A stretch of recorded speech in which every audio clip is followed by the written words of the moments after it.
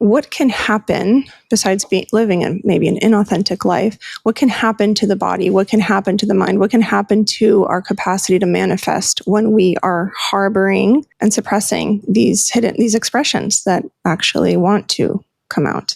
I think it's, again, it causes us, by continuing to repress those things, it just builds up this emotion that we have within that are unresolved, and they store up in our solar plexus in particular.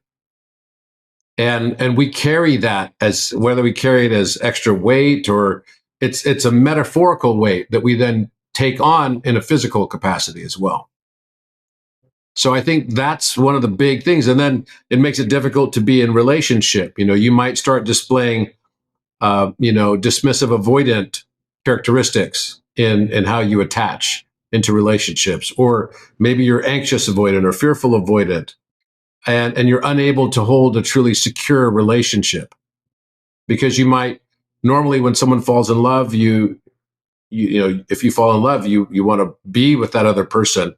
Whereas if you're a dismissive avoidant, the very sensation of being in love is so much vulnerability that it causes you to run away from it and to make up reasons why you can't be in it. And this is sad, because it doesn't mean that's not your destiny. It could very well be that that's been your destiny all along, that you needed to learn this experience.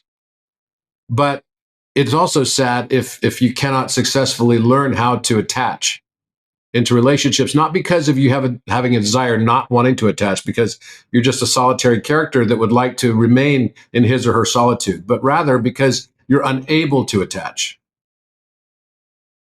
And then your choices become limited because of that.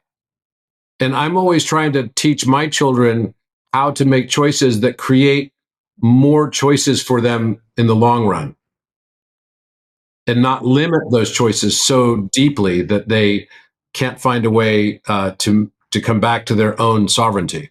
I think this is in the zeitgeist right now, because there are just women and men that I know who I would say have this kind of divided will, if that's what we want to call it, where they consciously say, I want this, committed relationship, or I want this job, or I have this vision of my life.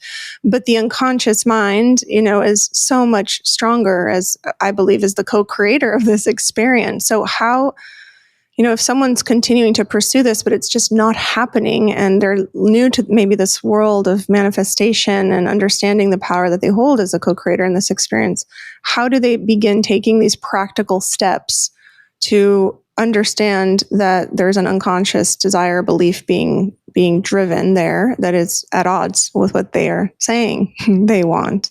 Yeah, I mean, that's really interesting, because most people that are dismissive avoidant types don't even know that they're dismissive avoidant types. Right? I mean, that's the problem. They don't know that they're dismissive avoidant. And so the only way that they can find out that they're dismissive avoidant is either they end up in a relationship that they really valued and lost, or they learn that they're dismissive avoidant because they meet someone who's even more dismissively avoidant than they are. Right. And then they experience and they get a full serving of dismissive avoidance, but as a recipient rather than as a perpetrator. And I think that's how they become aware of it.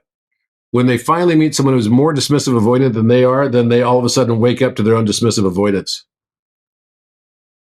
And then that's when the true healing begins, because the way it works in life is we will attract everything we judge until we no longer judge what we attracted. And the way the universe is going to teach us is through opposites. We experience opposites. So if I'm here to learn unconditional love, I'm going to continue to experience betrayal over and over and over again until I finally learn how to accept unconditional love. And to receive it, you mean like you learn how to receive it? I have to learn how to accept its opposite. The opposite of unconditional love is betrayal. So until I've learned to accept betrayal, that it exists, doesn't mean I need to condone it. Doesn't mean I need to cheerlead for it. It just means that I need to learn to accept that it exists. Because until I've learned that, I haven't yet learned unconditional love. Gosh, that is so intense. Like, how does one actually accept betrayal, when it might threaten their very existence. Like it might set off every instinct to survive possible within their system because of maybe something that occurred in childhood or whatever it is. How does one, because someone might say, I accept betrayal. I accept betrayal. I accept it for what it is. Are they now manifesting to receive it, or are they simply starting to come to peace with it? Like, how does one actually do that? You come to terms with it and no longer judge it negatively. Yeah. The way you'll know this is it no longer triggers you. Mm-hmm. If you get an emotional response because you see someone else betraying someone else, and your immediate reaction is no longer, damn, man, I can't believe, I hate when people do that.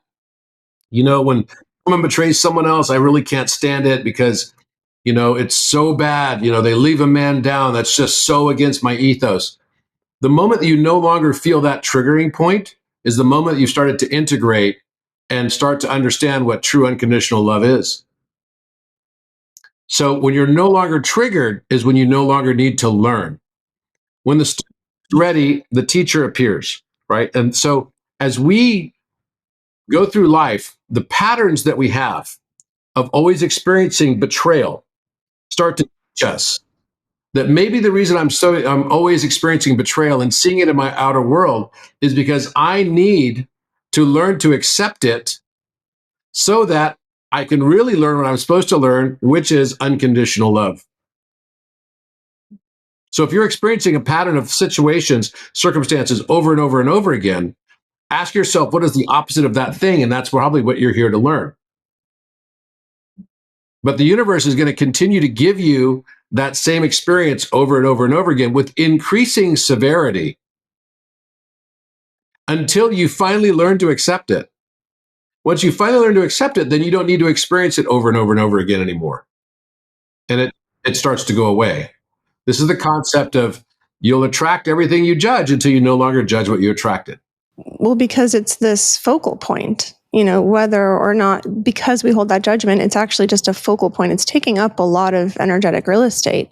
So how can it not come to pass in our little matrix that we've created?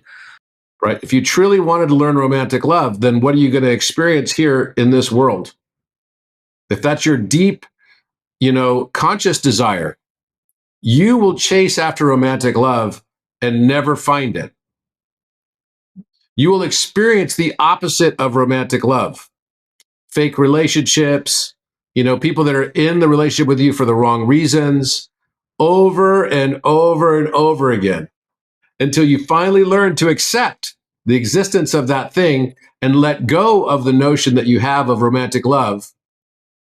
That's the moment that romantic love will find you.